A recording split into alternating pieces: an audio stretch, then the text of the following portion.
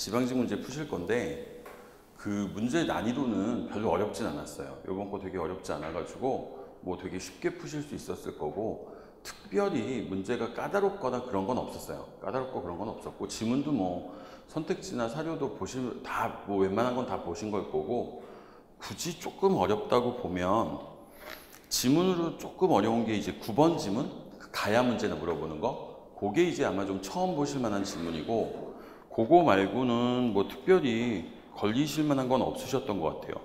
그거 말고는 뭐 특별히 어렵거나 그런 건 없으셨고, 그 다음에 그래서 9번 문제가 좀 제일 까다로웠던 것 같고, 그죠? 그 다음에 18번 문제, 공민학 물어보는 문제가 있었거든요. 근데 그 공민학 물어보는 문제가 지문이 조금 어렵지 않았을까 싶어요. 근데 그것도 뭐 그렇게 어렵진 않았어서 보통 평소에 공부하셨던 대로 보시면 특별히 이번 시험에서는 어렵게 문제를 푸실 만한 건 없으셨다고 보셔도 괜찮아요. 그래서 뭐 이렇게 대부분 잘 보셨죠? 그죠? 그죠? 대부분 보셔서 잘 보셨을 것 같은데. 그래서 일단은 우리 토요일날 봤던 지방직 시험 문제 제가 풀어드리고, 그 다음 이제 좀 오늘부터 이제 할 걸 좀 보도록 하죠. 먼저 1번 문제부터 보시죠. 삐책형이네요. 1번, 밑줄 친 왕의 재위기간이 있었던 사실로 옳은 거. 이찬 이사부가 왕에게 국사라는 걸 말해서 어쩌고 저쩌고, 그래서 맨 밑에 줄 보시면 이런 말 보이죠? 왕이 깊이 동감하고 거칠부 등에게 명해서 선비들을 모아 그들로 하여금 역사를 편찬하게 했다 라는 문장이 보여요. 그럼 이 왕이 누군지 아시겠죠? 진흥왕이에요. 그죠? 신라의 역사책을 저희가 국사라고 불러요. 그쵸? 그래서 진흥왕 때, 진흥왕이라는 왕이 계셨고, 진흥왕 때 거칠부라는 사람이 국사라는 책을 편찬했다, 이렇게 배우셨거든요. 그래서 요거 보시면 되는 거죠. 그죠? 그래서 이게 지금 물어보는 왕은 그러면 진흥왕이고, 진흥왕에 대한 설명으로 옳은 거 찾으라는 문제였어요. 1번, 정전 지급했다. 이거 누구예요? 이거 신라 중대 성덕왕이죠. 그래서 일반 백성들에게 정전을 지급해서 뭐 그런 거 배우셨어요. 정전 지급하면 국가가 백성에 대한 통제권을 강화시켰다, 또는 역역 파악이 가능해졌다. 그래서 역동원 대상자의 파악이 가능해졌다, 이렇게 배우셨고, 국하, 통일신라 최고 교육기관이죠. 요거는 신문학 때 세워집니다. 그렇죠? 그 다음에 첨성대, 동양에서 가장 오래된 천문관측기구고, 요거 세운 사람은 선덕여왕, 이렇게 배우셨어요. 북한산 순수비 건립, 요게 답이죠. 그래서 진흥왕의 순수비 4개 배우셨어요. 뭐 창녕비, 그 다음에 북한산비, 황초령비, 마운령비. 그 중에서 북한산비가 중요하다고 그랬죠. 북한산비가 갖는 의미가 뭐예요? 신라가 한강 유역을 완전히 장악했다는 걸 보여주는 게 북한산비다, 뭐 이렇게 배우셨어요. 그래서 4번의 북한산 순수비, 요게 진흥왕 때 한강 유역을 차지했다는 걸 보여주는 비석이기 때문에 4번이 답이 되는 거죠. 그죠? 2번, 다음 정책을 시행한 왕 때 있었던 일로 옳은 거. 광덕, 준풍 등의 연호를 사용했다. 그 다음에 개경을 고쳐 황도라하고 서경을 서도라했다. 이 왕이 칭제 건언하죠. 그래서 스스로 황제라고 칭하고 광덕, 준풍의 연호를 사용했어요. 고려의 광종이시죠. 광종은 노비양건법을 시행해서 호족들이 불법으로 차지한 노비들을 원래 신분으로 되돌려줬죠. 그래서 왕권 강화의 일환으로 노비양건법 시행한다, 이렇게 배우셨죠. 1번이 답이네요. 전식과 제도를 시행했다. 이거 누구예요? 고려의 기본 토지제도를 전식과라고 배우세요. 그죠? 그래서 전식과 제도가 처음 시작되는 게 시정전식과. 그쵸? 시정전식과고, 요거 누구예요? 요게 광종, 5대 임금 경종. 그죠? 그래서 광종 다음 왕이죠. 시정전식과. 그 다음 전식과가 뭔지 기억나세요? 개정전식과라고 배우셨어요. 그래서 전식과가 이제 개정이 되는데, 요건 왕이 누구였어요? 목종. 그죠? 그죠? 오랜만에 만나니까 어색하세요? 그죠? 그 다음에 마지막이 뭐예요? 경정전식과죠.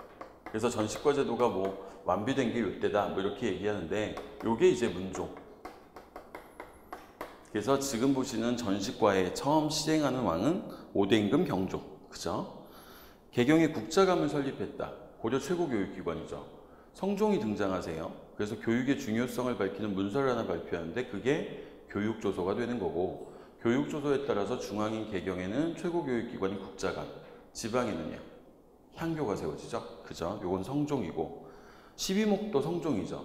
성종이 왕위에 올라가셔서 정부 고위 관료들한테 국가 개혁안의 제출을 명하십니다. 거기서 이제 채택된 게 누구 거예요? 최승로의 시무 28조. 근데 최승로의 시무 28조에 보면 청컨대 외관을 두소서라는 표현이 보이죠. 그래서 지방관 파견하라는 말이 있었고, 성종께서 이걸 받아들여서 전국에 12개의 목이 설치되고 이 12목에 고려 최초로 지방관이 파견됐다. 이렇게 배우셨어요. 그래서 이것도 성종. 그러니까 3번, 4번은 성종. 답은 1번. 3번. 다음과 같은 활동을 펼친 인물에 대한 설명으로 옳은 거. 대한매일신보에 애국적인 논설을 썼다. 유교개혁의 뜻을 담은 유교구신론을 집필했다. 이분이 유교구신론이라는 걸 쓰죠. 그래서 우리나라 유교에 문제가 있으니까 우리나라 유교가 좀 더 실천적인 종교로 거듭나야 된다. 그러면서 양명학 중심으로 유교를 개혁하자고 주장했어요. 민족주의사학자 할 때 배우셨어요. 박은식이라는 분이죠. 임시정부 2대 대통령이었고요. 그죠? 그래서 이분이 강조하는 사상이 있었죠. 박은식 선생이 우리 민족 정신의 근본이라고 생각하는 게 뭐였어요? 혼 이런 거 나온다고 그랬죠. 그래서 뭐 국혼 또는 뭐 혼, 백, 나라는 형, 역사는 신 이런 단어 나오면 박은식이다. 이렇게 배우셨어요.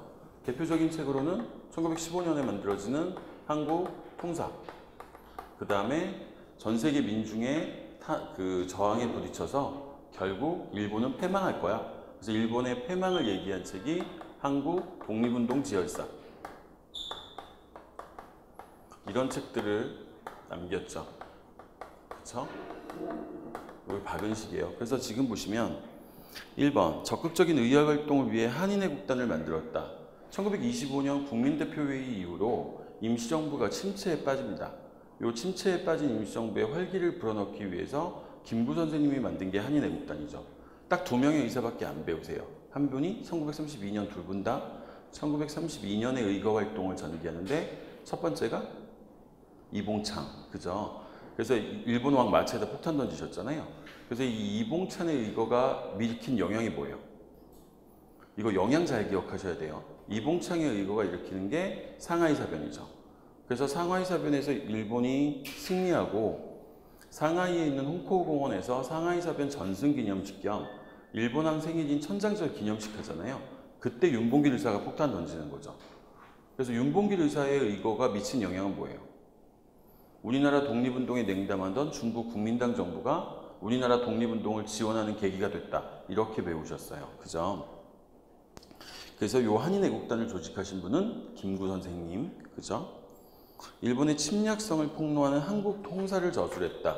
이게 박은식이에요. 그죠? 2번이 답이고, 실증사학의 입장에서 연구하는 진단학회를 조직했다. 이건 누구예요? 실증주의 역사단체죠. 일본의 경성제국주의 교수들이 중심이 돼서 만들어지는 친일 역사단체 배우셨어요. 그게 이제 청구학회고, 그 청구학회 대응해서 실증주의 사학단체가 만들어지는데 이게 1934년에 진단학회예요. 이 진단학회에 관련된 인물로 누구 배우셨더라? 이병도, 손진태 이런 인물들 배우셨죠. 그죠? 그래서 34년도에 만들어진 단체가 진단학회. 박은식 선생은 없으세요. 박은식 선생은 1925년에 돌아가세요. 1925년에 돌아가셨기 때문에 진단학회 창립에는 관여할 수 없습니다. 그죠? 김원봉의 요청을 받아들여 조선혁명선언을 작성했다. 1919년 만주 길림에서 김원봉이 조직한 단체가 의열단이에요. 이 의열단의 활동 지침석격에 해당하는 게 지금 보시는 조선혁명선언이고 1923년에 단재 신채호 선생이 써주죠. 그죠? 그래서 요거는 신채호. 그 답은 2번. 박은식에 대한 설명으로 옳은 답은 2번이죠. 4번. 가 단체에 대한 설명으로 옳은 겁니다. 그죠? 1927년도에 나오는 거예요. 근데 여기 보시면 여성에 대한 이야기가 나오죠. 그래서 요게 여성들의 좌우 합작 조직이에요. 그죠? 이 조직을 뭐라고 불러요? 근우회라고 부르죠. 그러니까 1920년대 중반 이후부터 민족 유일당 운동이 터지기 시작을 합니다. 그 민족 유일당 운동으로 좌우 합작이 나타나게 되는데 그 남성들의 좌우 합작 조직이 신간회가 되는 거고 요 신간회의 자매단체에 해당하는 게 여성들의 좌우 합작 조직인 근우회가 되는 거죠. 그죠? 그래서 1번이 답이고요. 신간회는 남성들의 좌우 합작 조직이에요. 신간회랑 똑같이 만들어져요. 같은 해 1927년도에 만들어졌다가 1931년에 신간회 없어질 때 같이 없어집니다. 신민회는 뭐예요? 이거 1907년에 만들어진 비밀결사 조직이죠. 그죠? 그래서 우리나라 최초로 공화정을 주장했던 단체가 이 신민회가 되는 거죠. 그죠? 신민회가 해체됐던 사건이 뭔지 기억나세요? 뭐예요? 백오인 사건, 그죠? 백오인 사건으로 해체되는 거고 신민회는 비밀결사고요. 신간회는 합법조직입니다. 오픈되어 있는 공개 조직이에요. 정우회는 뭐예요? 이게 신간회 창립의 배경 중에 하나였죠. 1926년에 사회주의 계열의 사람들이 모여서 정우회라는 단체를 만들어요. 그러다가 이 단체들이 정우회 선언이라는 걸 하죠. 뭐 그런 거 배우셨잖아요. 배우실 때 사료 보실 때 뭐 부르조아 민족주의 세력과는 분명히 차별점이 있는데 과정에서 동맹자적 성질도 충분히 승인한다. 그래서 대중의 개량적 이익을 위해선 적극적으로 제휴할 필요가 있다. 뭐 이런 얘기를 하면서 정우회 선언이 좌우 합작 조직인 신간회가 창립되는 배경 중에 하나였죠. 그죠? 그래서 정우회는 26년에 만들어진 사회주의 단체들의 모임이었고 답은 그 신간회, 근우회가 되겠죠. 여성들의 좌우 합작 조직. 그래서 1번이 답이고 5번 다음 글에서 설명하고 있는 문화유산은 이거 기억나세요? 제가 옛날에 이거 수업할 때 이거 설명해서 말씀드렸는데 원래 여기가 궁궐이 아니라고 그죠? 원래 궁궐이 아니고 제가 뭐라고 했어요? 궁궐 정문에는 늘 이름 뒤에 뭐 붙는다고 했어요? 가운데 되라자 들어간다고 그랬죠. 그래서 뭐 광화문, 도남문 이런 거 가르쳐드렸잖아요. 근데 이 궁궐은 원래 궁궐이 아니어서 정문에 화자가 없다고 그랬죠. 월산대군 집이었는데 나중에 이게 궁궐로 바뀐다고 그랬잖아요. 경운궁이라고 원래 불렸는데 요게 나중에 뭐가 되는 거예요? 덕수궁이 되는 거죠. 그죠? 답은 4번이죠. 덕수궁. 그래서 지금 보시는 이 경운궁은 원래 대한제국의 정궁이었어요. 대한제국의 정궁이었다가 나중에 이게 이제 덕수궁으로 이름이 바뀌게 되는 거죠. 그죠? 뭐 별로 어려운 건 아니셨고, 그죠? 경복궁은 뭔지 아시죠? 그죠? 조선의 정궁, 그죠? 그다음에 경희궁은 우리가 왜 동궐, 서궐 배웠던 거 기억나세요? 경복궁이 이제 정궁이고 중앙에 있고 경복궁 동쪽에 2개의 궁궐이 있죠. 그게 창덕궁, 창경궁. 그래서 이걸 동궐이라고 불렀고 서쪽에 있는 게 경희궁이죠. 광해군 때 세워지는 거. 그래서 여기에 원래 이 광해군께서 궁궐을 따로 지으려고 했는데 풍수가가 경희궁 자리에 왕기가 서려 있다고 그래가지고 여기다 궁궐 짓는다고 그랬잖아요. 그게 경희궁이에요. 그래서 요것도 안 되고. 그래서 4번은 덕수궁이 답이죠. 그죠? 대한제국 기억하셨으면 뭐 별로 어려운 문제 아니셨을 거예요. 그죠? 경운궁이 덕수궁이 됐다는 거 다 알고 계셨을 거고. 6번. 밑줄 친 이 나라에서 볼 수 있는 모습으로 가장 적절한 거. 이 나라 뭐죠? 거기 보시면 뭐 맨 밑에쯤 보시면 뭐 이 나라는 일단 왕이 없어요. 왕이 없는 거고 후, 읍군, 삼노라고 불리는 군장이 통치하는 지역이죠. 그 다음에 여기 보시면 장사를 지낼 때 큰 나무곽을 만드는데 길이가 10여 장이나 되면 한쪽 머리를 열어 문을 만든다. 그럼 이거 뭐예요? 옥저에 대한 설명이거든요. 그래서 옥저의 풍습 중에 민며느리제라는 풍습이 있죠. 그 다음에 군장을 후나, 읍군, 삼노라고 불렀어요. 1번이 답이고 2번 위만에게 한나라의 침입을 알리는 장군. 위만조선이죠. 그죠? 그래서 결국 고조선이 우거왕 때 한나라 무제의 공격으로 멸망하잖아요. 그죠? 그 얘기예요. 근데 이건 답이 안 되는 건 당연히 고조선에 왕이 있어요. 부왕, 준왕 뭐 이런 왕들 배우셨기 때문에 왕이 없다라는 말 보셔도 고조선이 안 되는 거고 그 다음에 뭐 위만 보시자마자 고조선인 건 아셨을 거예요. 5월에 씨를 뿌리고 하늘에 제사를 지내는 천군. 이건 사만에 대한 설명이 되는 거고 국가의 중요한 일을 논의하고 있는 마가와 우가. 사출도 배우셨죠. 부여에서 마가, 우가, 구가, 저가 이렇게 불리는 그 군장들이 있었고 그래서 부여가 사출도를 가지고 있는 게 부여라는 국가가 오부족 연맹체 국가였다는 증거다. 뭐 이렇게 배우셨죠. 그죠? 답은 1번이죠. 부여에는 왕이 있나요? 부여에는 왕이 있었나요? 있어요. 그죠? 뭐 우리가 배웠던 뭐 금화왕이라든지 이런 왕들 배우셨어요. 7번. 다음 사건이 일어난 왕의 재위기간에 대한 설명으로 옳은 거. 제가 조선시대 3대 의적 가르쳐 드렸던 거 기억나세요? 근데 홍길동은 연산군 때 도적인데 허균이 이걸 모티브로 소설로 쓴 거고, 그래서 얘는 그 홍길동이라는 그 도적이 시험 문제 나올 확률은 좀 없고, 조선 전기를 대표하는 도적이 있었고 조선 후기를 대표하는 도적이 있었죠. 조선 전기를 대표하는 게 임꺽정이죠. 어느 왕 때 사람이라고 그랬어요? 이분 명종 때 사람이에요. 명종 때 사람이고 이분이 조선 전기를 대표하는 거예요. 특징적으로 보면 이 사람이 원래 출신이 뭐라고 그랬어요? 임꺽정은 백정.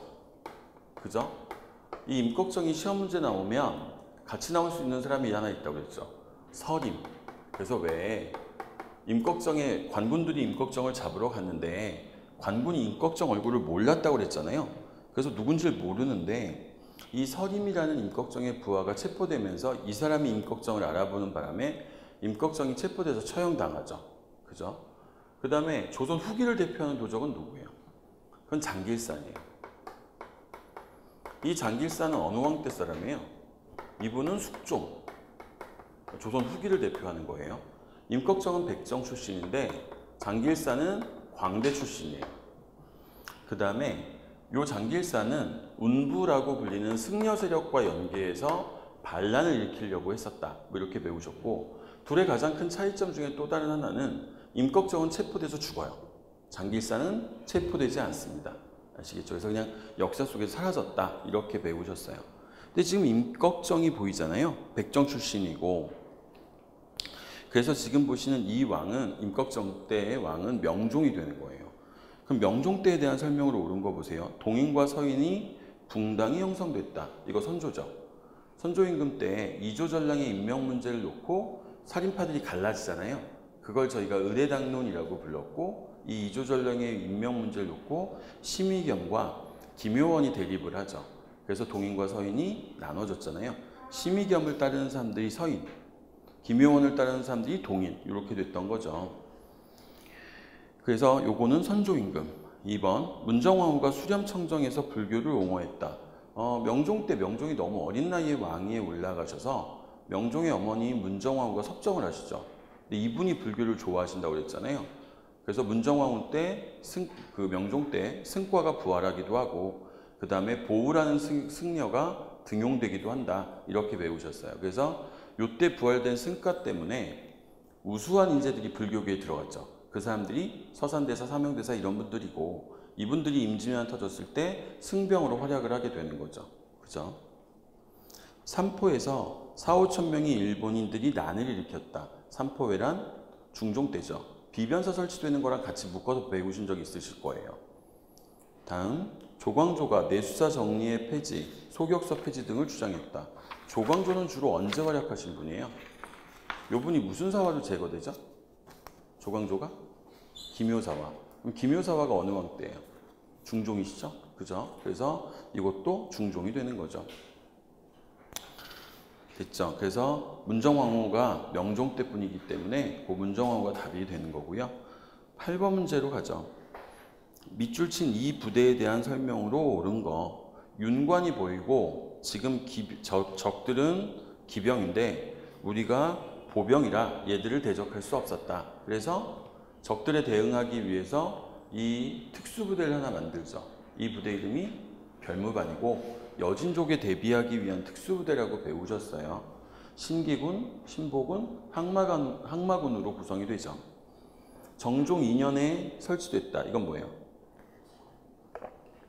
자, 고려의 첫 번째 임금인 태조예요. 태조 왕건이신데, 태조 왕건은 거란에 대해서 적대적인 정책을 쓰죠.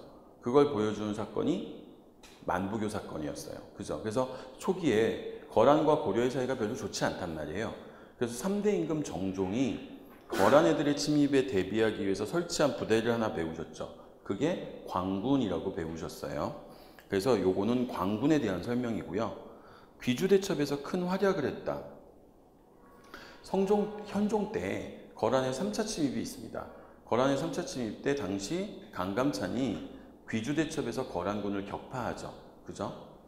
그럼 귀주대첩에서 큰 활약을 했다. 특별한 부대 이름은 없고요. 그냥 군인. 그죠? 군인. 뭐 특별한 부대는 없어요. 여진족에 대처하기 위해 조직됐다. 이게 지금 보시는 그 윤관이 만든 신기군, 신보군, 항마군으로 구성되어 있는 별무반이 되겠죠. 3번이 답이죠.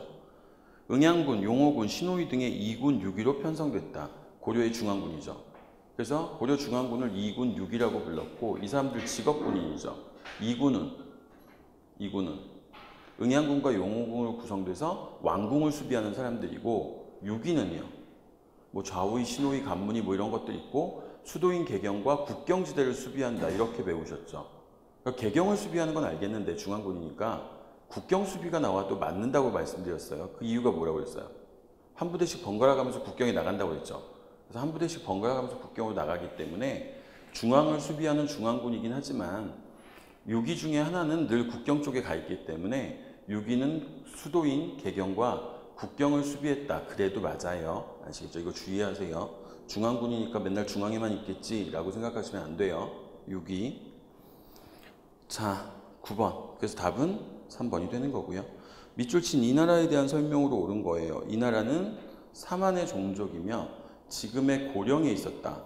건원 원년 그 국왕 하지는 사신을 보내 남제에 공무를 바쳤다.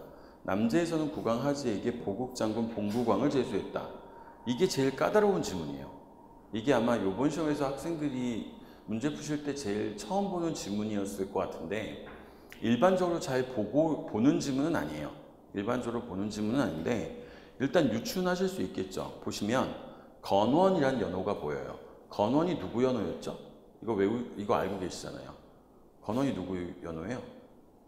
신라 왕 중에 최초로 연호 쓰는 왕이 누구였어요?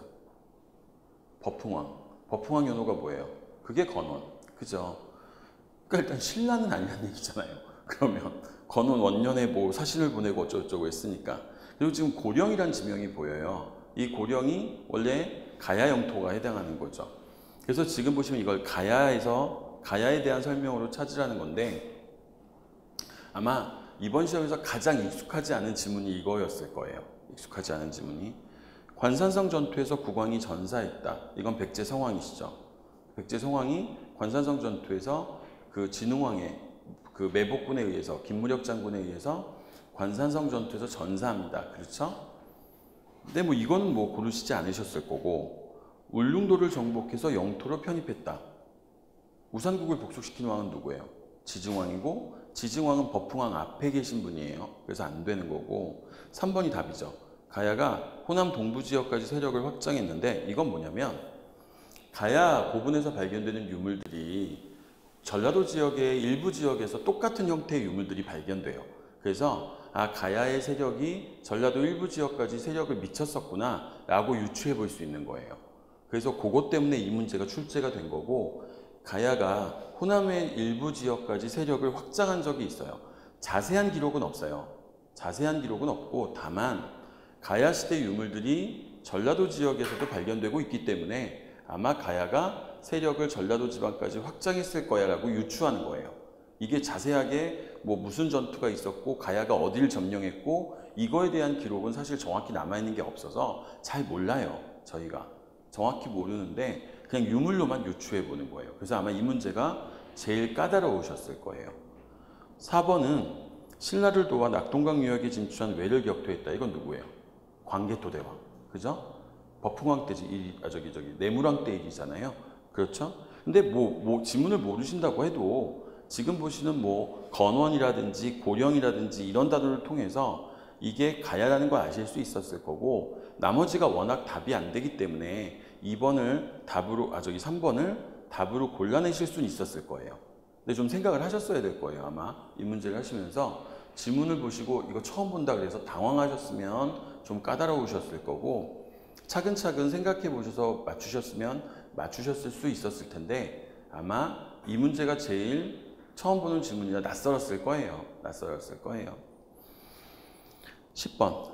다음 설명에 해당하는 왕의 재위 기간에 있었던 통일신라에 일어난 상황으로 옳은 거. 이것도 조금 까다로워요. 발해왕을 맞추시는 건 별로 안 어려웠을 텐데 요게 신라시대 어디에 해당하는지를 찾아내시는 게 조금 힘들었을 거예요. 대응이란 연호를 썼고요. 수도를 중경에서 상경, 동경으로 옮겼어요. 그럼 이 사람 누구예요? 그 뒤에 안 보셔도 문왕이라는 거 아세요? 발해 문왕이고, 발해 문왕 때 일어난 사실을 옳은 걸 찾아내시면 돼요. 통일신라에서 벌어진. 노급을 폐지시키는 건 신문왕입니다. 그쵸? 근데 요거는 될 수가 없죠. 신문왕이 문왕보다 앞에 계시니까. 저희가 문왕의 아버지를 무왕이라고 배우셨어요. 근데 무왕이 있을 때 신라가 당의 요청을 받아들여서 발해를 공격한 적이 있었죠. 그때 왕이 누구였어요? 기억나요? 성덕왕이라고 배웠거든요. 그러니까 신문왕은 성덕왕보다 앞에 있으니까 이게 시기적으로 안 맞는 거죠. 뭔 말인지 이해하시겠죠? 그 다음에 청해진 설치하는 건 흥덕왕이거든요. 흥덕왕 때 일이었고, 3대목은 편찬되는 게 언제예요? 진성여왕 때예요. 각간 위홍이라는 사람이 향가집을 만드는데 그걸 3대목이라고 부르죠. 지금 남아있진 않고, 독서산품과가 설치되는 건 이게 원성왕이거든요.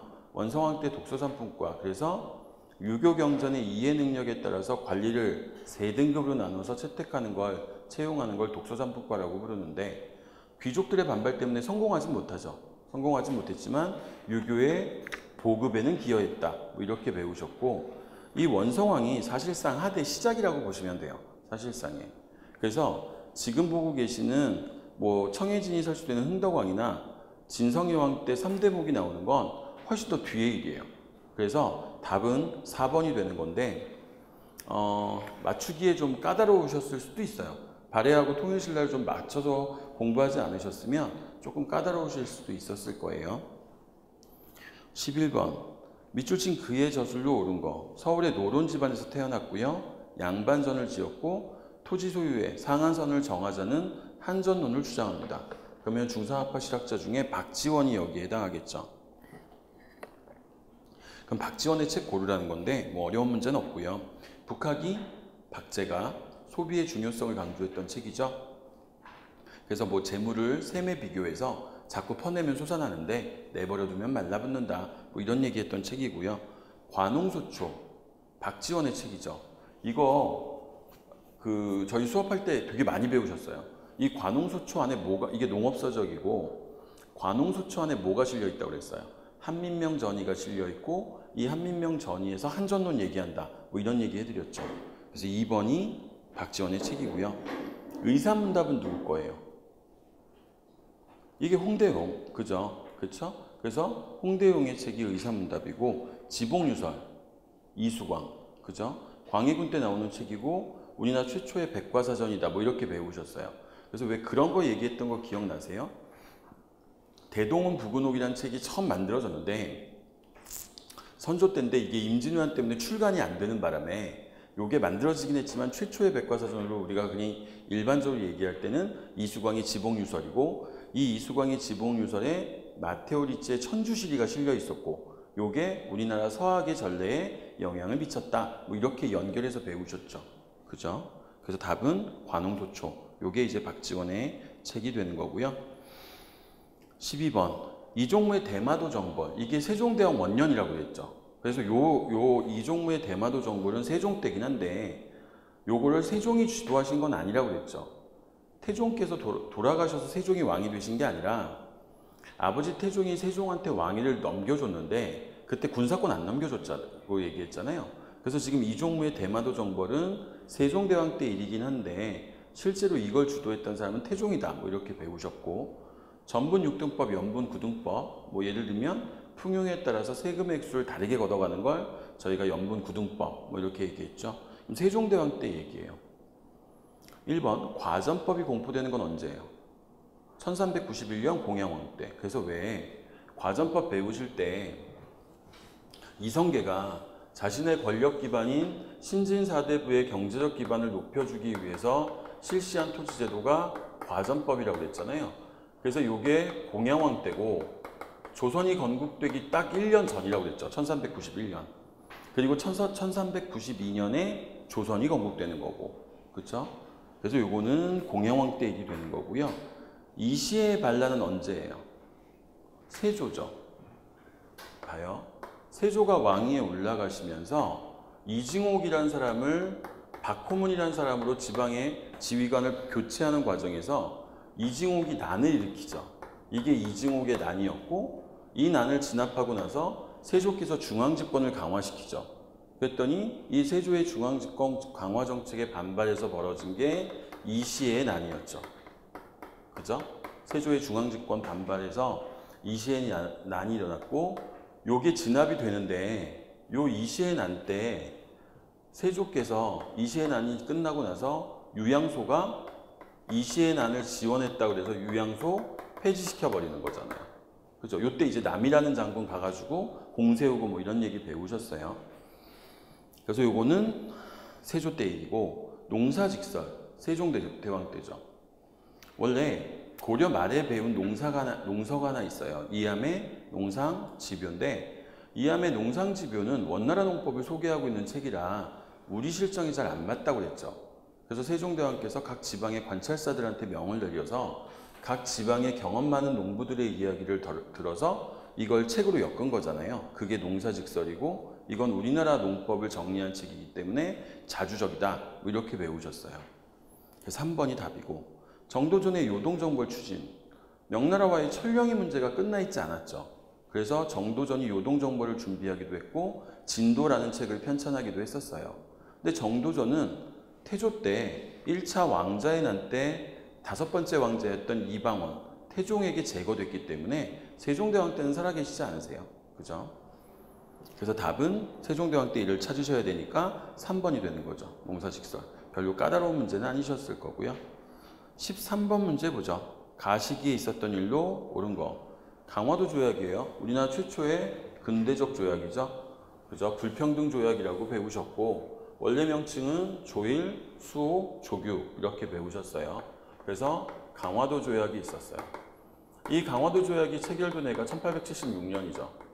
그래서 1876년에 강화도 조약이 체결됐고 그 이후에 정부가 이제 본격적으로 개화 정책을 추진하기 시작하면서 1880년대 들어가면서 각지에다가 이제 사신들을 보내기 시작하죠.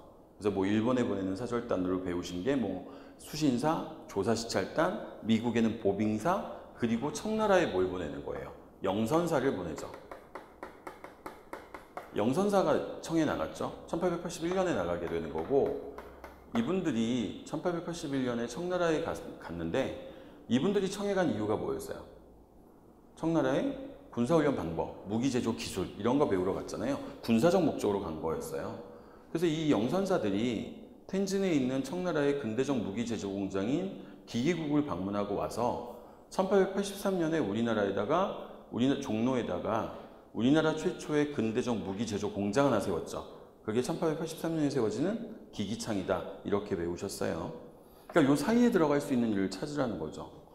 군국기무처를 두고 여러 건의 개혁안을 처리했다. 군국기무처는 1차 가부개혁을 주도했던 관청이에요. 총재 김홍지, 부총재 박정양. 1차 가부개혁은 1894년. 이 사이에 들어올 수 없죠. 2번, 개화정책을 추진할 기구로 통리기무하문을 설치했다. 통리기무하문은 우리나라 최초의 근대적 행정기구죠. 그래서 통리기무하문이 설치되고 이 밑에 12사가 설치되면서 본격적으로 근대 정책들을 개화 정책들을 추진하게 된다. 뭐 이렇게 배우셨어요. 그래서 얘가 우리나라 최초의 근대적 행정기구고 얘는 1880년에 세워집니다. 그래서 얘가 2번이 요 사이에 들어올 수 있어요. 국정개혁의 기본 방향을 담은 홍범 14조를 공포했다. 2차 가부개혁 때 나오는 거죠. 2차 가부개혁 때 고종께서 종묘에 가세요. 종묘에 가셔서 독립서고문이라는 걸 발표해요. 그러니까 우리는 독립국이고 그 다음에 뭐 우리는 뭐 자주국이다 뭐 이런 것들을 조상한테 고하고 그 다음에 홍범 14조가 바로 나와요. 그래서 2차 가부개혁이긴 한데 연도를 보면 1894년 12월에 나와요. 그죠? 2차 가부개혁 때 나오는 게 홍범 14조고 역시 1894년 12월이니까 이 사이에 들어올 수는 없어요. 구본신참의 개혁 원칙을 정하고 대한국 국제를 선포했다. 광무개혁이죠. 그래서 1899년에 대한국 국제가 나오죠. 광무개혁의 정신을 담고 있는 문서가 되는 거예요. 그래서 보셨잖아요. 뭐야? 대한국 대항제는, 대한국 대항제는 뭐 이런 식으로 나와서 황제의 권한을 아주 강화시켜 놓는 내용을 담고 있는 거죠. 근현대사는 별 수 없어요. 저희가 아직 국가직 시험이 남았잖아요. 근현대사는 연도를 좀 외우시는 게 좋아요. 연도를 외우시면 지금 이런 문제는 뭐 얼마 걸리지도 않아요. 보시면 바로 아니까. 근데 연도를 못 외우면 헷갈리거든요. 그러니까 근현대사는 어쩔 수 없으니까 연도를 좀 외우세요. 근현대사는. 그래서 답은 지금 보시는 통리기무암문이 되겠죠. 14번. 세계문화유산으로 등재된 것이 아닌 것은? 세계문화유산 제가 유네스코 얘기해드렸죠. 그러면서 제가 뭐라고 했는지 기억나세요? 문제 나오면 이게 유네스코 세계문화유산이냐 아니냐 요거 물어보는 문제가 되니까 이름만 외우시면 된다고 했죠. 뭐 내용 자세히 보실 필요는 없고. 이게 2019년에 지금 유네스코 세계문화유산으로 하나 추가된 게 있어요. 그래서 아마 이 문제가 나온 것 같은데 2019년에 추가된 게 뭐게요? 서원이죠, 서원. 우리나라 서원 9곳인가? 7곳인가요? 7곳인가가 2019년에 세계문화유산으로 추가가 됐어요. 그래서 아마 이 문제를 낸 것 같은데 이 유네스코 문제는 몇 년에 한 번씩 나와요. 몇 년에 한 번, 한 2, 3년에 한 번, 3년에 한 번 정도씩 나오게 되는데 서울에 있는 유네스코 세계문화유산 가르쳐드렸죠. 종묘하고 어디요? 창덕궁이 유네스코 세계문화유산이라고 했죠. 경복궁 아니라고 했어요. 왜냐하면 경복궁은 흥선대원군 때 중건된 거잖아요. 창덕궁이 임진왜란 이후에 사실상 조선의 전궁 역할을 하기 때문에 창덕궁이 유네스코 세계문화유산이고 수원의 화성 당연히 유네스코 세계문화유산이고 그 다음에 한양도성은 유네스코 세계문화유산이 아니에요.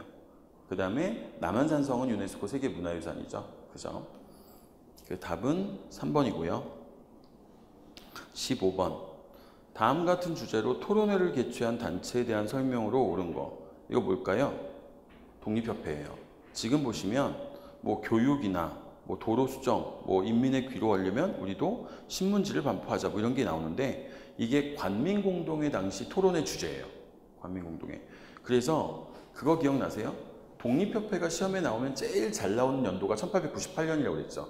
그 이유가 이때 관민공동회, 그러니까 만민공동회, 관민공동회, 그 다음에 독립협회가 해산되는 해기 때문에 이때가 시험에 되게 잘 나와요. 근데 지금 연도를 보시면 1897년 12월이거든요. 그럼 이제 98년도에 이제 만민공동회 해야 되는 거예요. 만민공동회. 그럼 독립협회에 대한 설명이고, 그리고 지금 보시면 이게 1897년도에 만들어진 무슨 애국개몽운동단체라는 걸 유추하실 수 있었을 거예요. 그죠? 국민의 교육이나 이런 것들에 지금 집중하고 있는 거죠. 헌정연구회 활동을 계승해서 월보를 간행하고 지회를 설치했다. 봐요. 저희가 애국개몽운동단체를 공부하실 때 1904년, 5년, 6년, 7년으로 가면서 공부하셨어요. 1904년에 배우셨던 게 보안회. 얘 나오면 무조건 뭐 나온다고 그랬어요? 황무지 나온다고 그랬죠. 그래서 일제 황무지 개간권 요구를 철회시켰고, 그 다음에 우리 힘으로 이제 황무지 개간하겠다고 정부에게 특별허가를 얻어서 만든 단체가 있는데 그게 우리 힘으로 황무지 개간하겠다. 그래가지고 일본의 보안회가 일본의 황무지 개간권 요구를 철회시켰잖아요. 그 다음에 우리 힘으로 황무지 개간하겠다고 해서 만든 게 뭐예요? 네? 뭐였죠? 잠깐요. 지금 다 잊어버리신 거예요? 아니면 아는데 얘기를 안 하시는 거예요?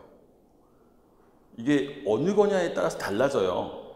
계속 제가 수업을 하면서 여러분이 아시는데 얘기를 안 하는 거면 그냥 넘어가는데, 만약에 여러분이 정말 그동안 까먹었다. 그럼 이걸 다시 설명을 해야 되거든요. 그러니까 저 처음 보시는 거 아니잖아요. 그죠? 새로 와요? 낯설어요? 그동안 좀 살이 좀 찌긴 했어. 그죠? 노는 동안 코로나 때문에 저도 집에서 오니까 자꾸 쪄요. 먹기만 먹고. 근데 그런 게 있는데 우리 처음 만나는 거 아니잖아요. 그죠? 근데 왜 또 갑자기 낯설어 하지? 응? 왜 처음 보는 사람처럼 이렇게 대면해지는 거죠? 노래 하나 해드릴까? 오랜만에? 그죠? 웃지 말고요. 노래 한번 해드릴까요? 왜 이러세요 또? 왜 또 대면해졌지? 자, 어쨌든 보안회고, 보안회 말고 우리나라 힘으로 우리가 주체적으로 개간하겠다고 해서 만든 회사가 농광회사였죠. 그죠? 기억나죠? 그러니까 요거 나오면 딴 거 없어요. 보안회 나오면 무조건 황무지예요. 황무지 어쩌고저쩌고 하면 보안회구나 이렇게 보시면 되고, 1905년에 만들어진 단체 배우셨어요. 그게 헌정연구회예요. 이게 5년이잖아요. 말 그대로 헌법 질서에 대한 얘기를 하는 단체고, 여기서 뭐 했어요? 헌정연구에서 입헌군 주제 추진하는 단체라고 배우셨죠. 그래서 입헌군 주제 얘기했던 단체가 요거였고, 요 헌정연구회 인사들을 중심으로 요게 이어지면 뭐가 돼요? 헌정연구회 인사들을 중심으로 이어진 게 대한자강회죠. 그죠? 이게 1906년에 만들어졌고 헌정연구회 인사들이 내려왔단 말이에요. 그래서 대한자강회는 대한자강의 월보를 간행하고요. 월보를 간행하고 그 다음에 지금 1907년에 고종이 헤이그 특사사건으로 그 강제퇴위 당하시니까 이 대한자강회를 중심으로 고종의 강제퇴위 반대운동 하다가 이 대한자강회가 해체됐다. 이렇게 배우셨어요. 근데 이 대한자강회가 이어지면 그게 뭐가 되는 거예요? 그게 1907년에 만들어지는 대한협회가 되는데 얘가 1907년인데 대한협회는 시험에 잘 안 나온다고 그랬죠. 왜요? 이거 나중에 가면 친일적 색채를 띠기 때문에 요거는 시험에 잘 안 나온단 말이에요. 그럼 실제로 시험에 나오는 건 요 세 개란 말이에요. 근데 요 세 개를 다 합쳐도 요거만큼 중요하진 않다고 그랬죠. 그게 신민회죠. 1907년부터 11년까지 가는 단체가 되는 거죠. 기억나시죠? 그래서 지금 보시는 헌정연구회를 계승해서 월보를 간행하고 지회를 설치했다. 그건 대한자강회고, 그죠? 국민갱복을 위해 회보를 발행하고 만민공동회 등 대규모 집회를 열었다. 이게 독립협회. 그래서 대조선 뭐 독립협회보 이런 거 있다고 말씀드렸죠. 그 만민공동회 나오면 독립협회잖아요. 그죠? 보부상 중심의 단체로 황권 강화를 통한 부국 강병을 행동 지침으로 삼았다. 이게 뭐예요? 이게 황국협회. 그래서 이 보부상 조직인 황국협회와 독립협회가 독립협회를 충돌시킨 다음에 이걸 구실로 두 단체 모두 해산시켜버렸죠. 그죠? 일본의 황무지기관 구실로 토지를 약탈하려 하자 대중적 반대 운동을 벌였다. 일본의 황무지기관권 요구 반대. 이게 보안회. 이해하시겠죠? 그죠? 그래서 요 애국계몽운동단체들은 저렇게 정리해 놓으시면 돼요. 그 다음에 16번.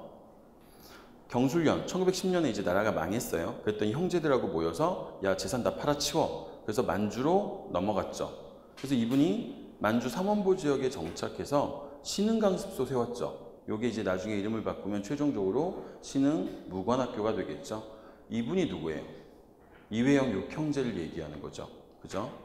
조선어학회 사건으로 옥고를 치렀다. 조선어학회 1942년도에 있는 게 조선어학회 사건이에요.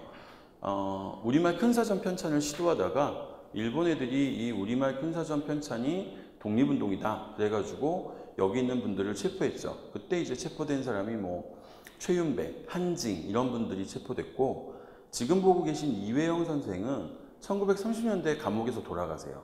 그래서 조선어학회 사건 할 때는 살아계시지 않으세요. 이분이. 독립운동단체인 경학산을 조직했다. 서간도 지역에 있던 자치기관 기억나세요? 경학사, 부민단, 한족회. 맞아요. 삼원보 지역에 있는 거이고요. 3번. 3.1운동 민족대표 33인 중에 한 명이었다. 이 3.1운동의 민족대표 33인들은 대부분 종교계 인사들이었죠. 그리고 당시 이회영 선생은 만주 쪽에 계셨기 때문에 민족대표 33인에 포함되지 않습니다. 이 민족대표 33인에 포함되는 사람이 이제 손병희 선생 또는 뭐 한용운 선생, 그죠? 이런 분들이 여기에 이제 포함되시는 거고, 그죠? 그 다음에 4번. 삼균주의에 입각한 한국국민당을 결성했다. 삼균주의는 조소왕 선생의 정치, 경제, 교육의 균등을 얘기하는 거고 한국국민당은 누구의 정당이에요? 김구 선생님 정당이죠. 그 민족혁명당이 세워지잖아요. 35년에 난징에서. 근데 김구 선생님은 민족혁명당에 가담을 안 하시죠. 그리고 따로 당을 만드는데 그게 한국국민당이 되는 거고요. 그죠? 4번은 김국. 답은 2번이 되는 거고요. 17번. 미추친 새 헌법에 대한 설명으로 옳은 거. 자, 1960년에 만들어진 헌법이에요. 그럼 이 헌법이 뭐예요? 3차 개헌이 되겠죠. 그죠? 저희가 이 헌법, 대한민국 헌법 개정 과정 배우셨잖아요. 헌법 개정 과정에서 제헌헌법이 있었죠. 그래서 제헌의회가 만드는 제헌헌법이 있었고, 그쵸? 요거는 내용이 뭐예요? 일단 앞에 잠깐만 보도록 하면 대통령, 부통령의 정부통령제를 선택해 놓고 있고 대통령 임기는 4년이었죠. 대통령은 2번 할 수 있었고 선출 방식은 어디서 선출하는 방식이었어요? 국민이 대통령 직접 뽑으면 직선이고 선거인단에서 뽑으면 간선이라고 부르는데 제헌헌법은 간선제였죠. 근데 선출 방식이 의회에서 뽑는 방식이었죠.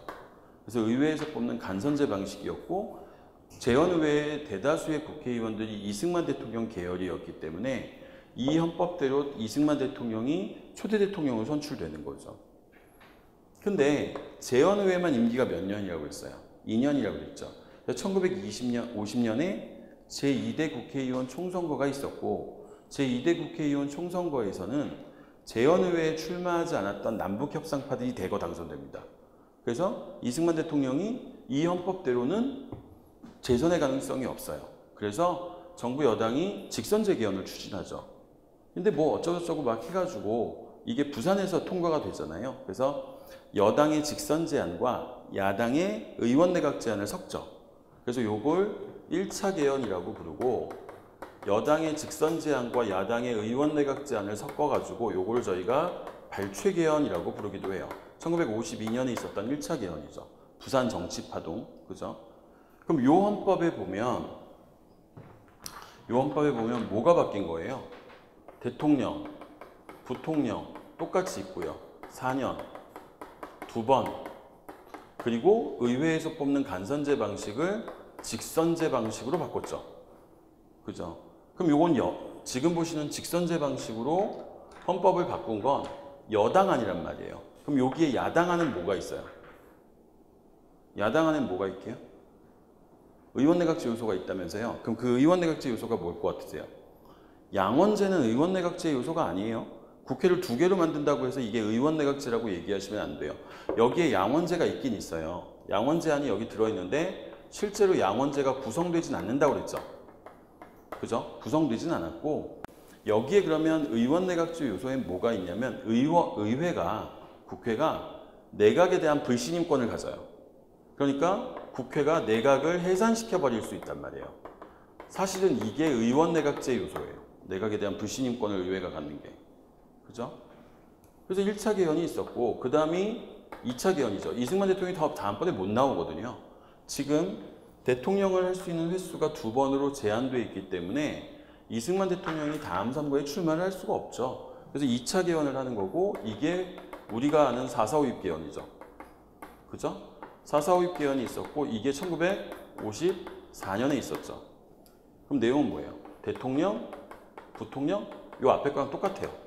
똑같은데 부칙이 하나 따라붙죠. 그 부칙이 뭐예요?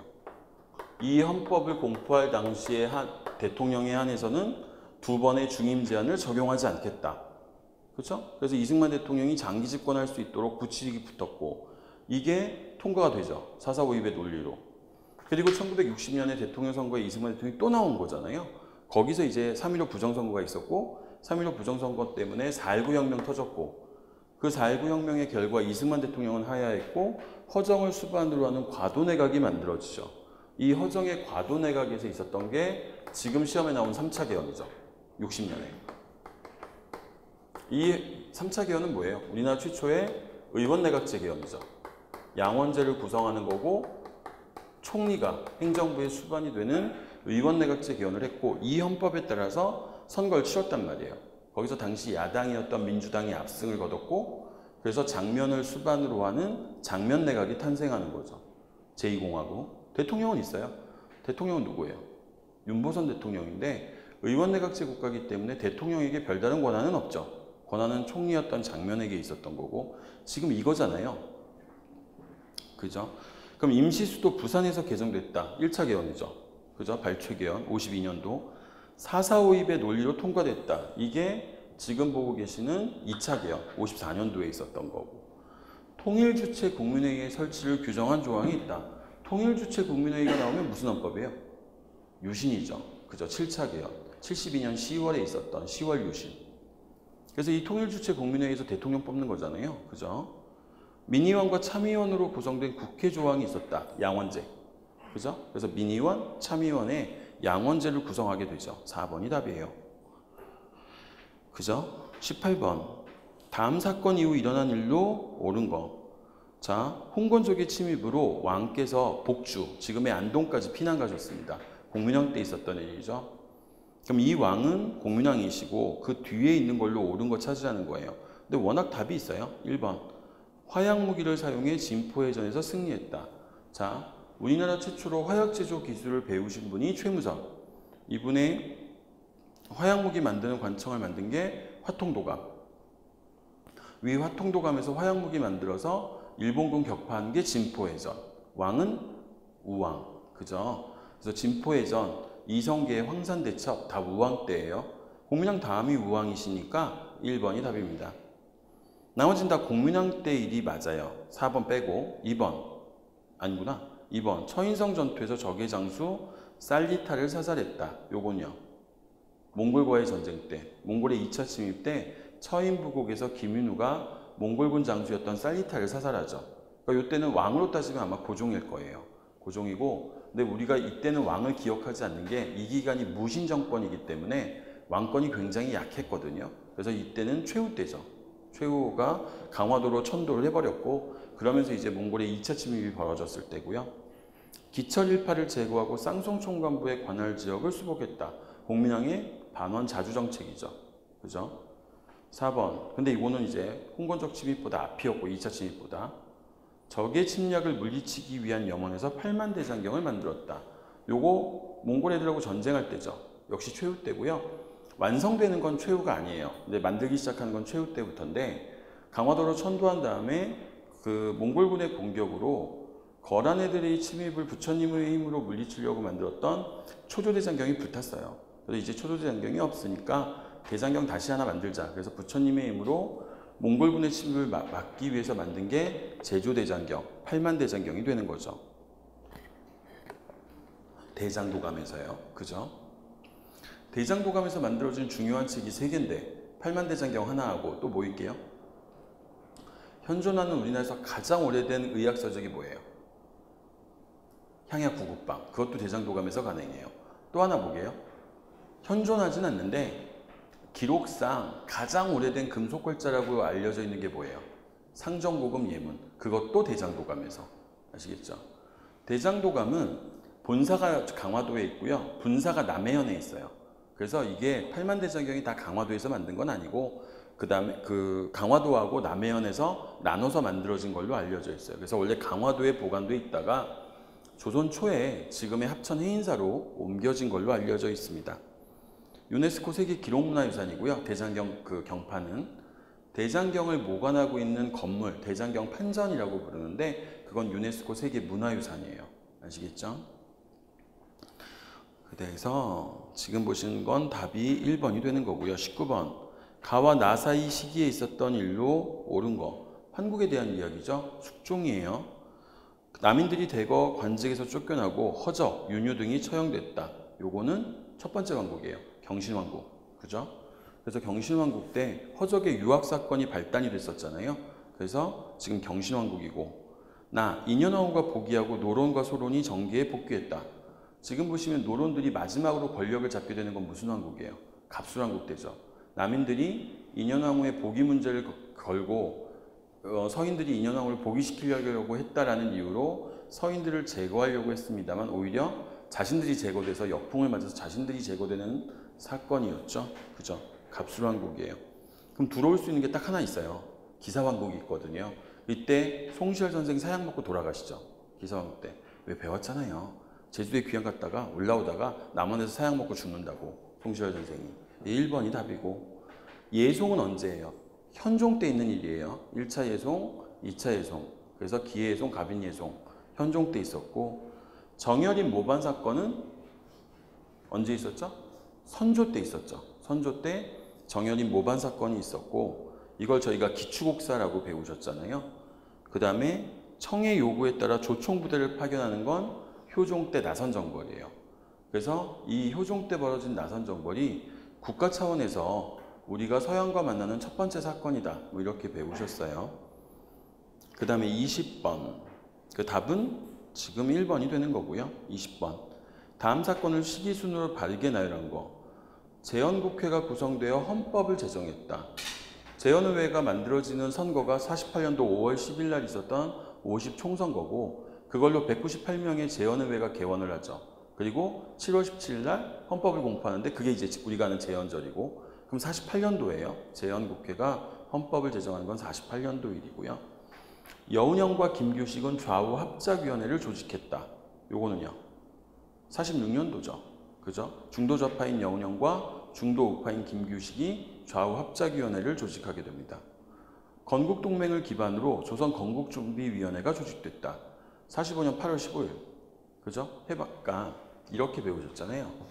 잘 생각해 보세요. 1944년에 여운형생이 국내에 만든 비밀결사가 있어요. 이게 조선건국동맹이에요.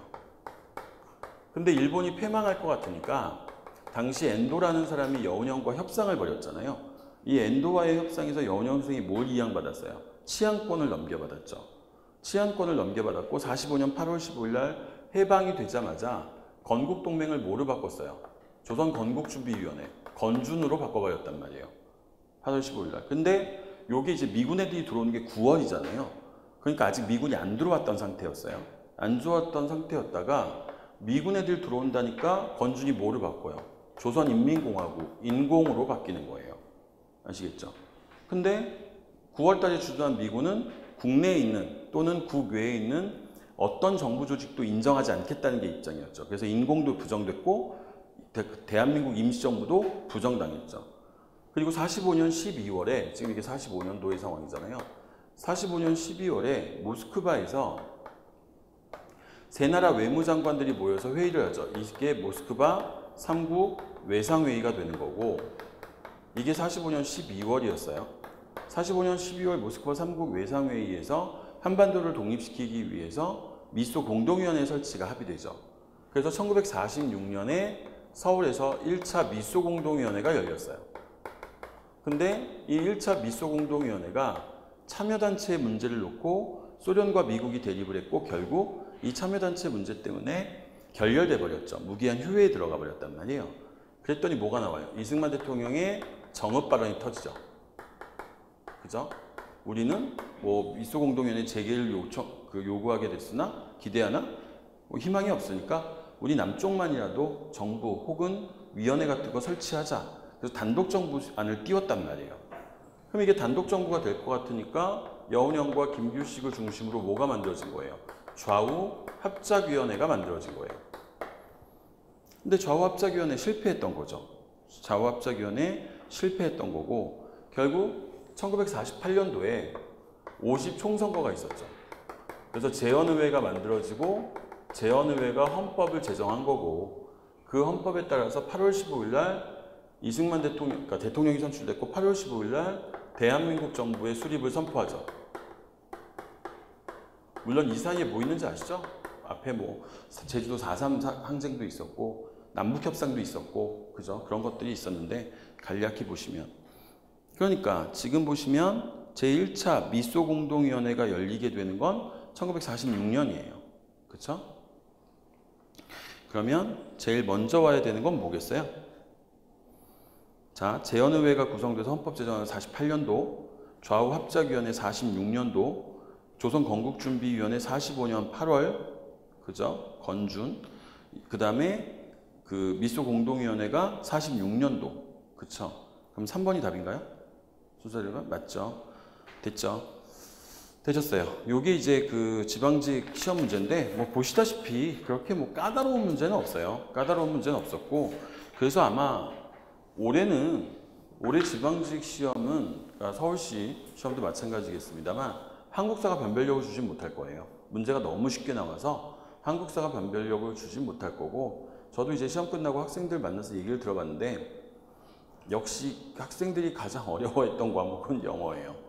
영어고, 국어도 이번에는 좀 평이했다라고 얘기를 하더라고요. 대체적으로 국어 시험도 평이했다라고 얘기하기 때문에 공통 과목에서는 한국사나 아니면 그 국어가 변별력을 제공하지 못할 것 같고, 공통 과목에서는 아마 영어가 변별력을 주게 될 것 같은데, 뭐 지역마다 달라서 뭐라고 예단은 못하겠습니다만 작년보다는 컷은 올라갈 것 같아요. 문제 자체가 너무 평이했던 관계로 전체적으로 학생들이 되게 잘 봤더라고요. 그래서 그 컷은 좀 올라갈 것 같고, 뭐 이제 이미 이건 지난 시험이니까 뭐 지난 시험에 미련을 갖는 것만큼 어리석은 짓도 없어요. 이거 지난 거 어떻게 바꿀 수도 없는 거잖아요. 그러니까 빨리 잊으시고 잘 봤든 잘못 봤든 잘 보신 분들은 발표를 좀 기대해 보시고 내가 시험을 좀 망쳤어 하시는 분들은 아직 국가직 시험이 남아 있으니까 국가직 시험을 잘 준비하시면 될 것 같아요.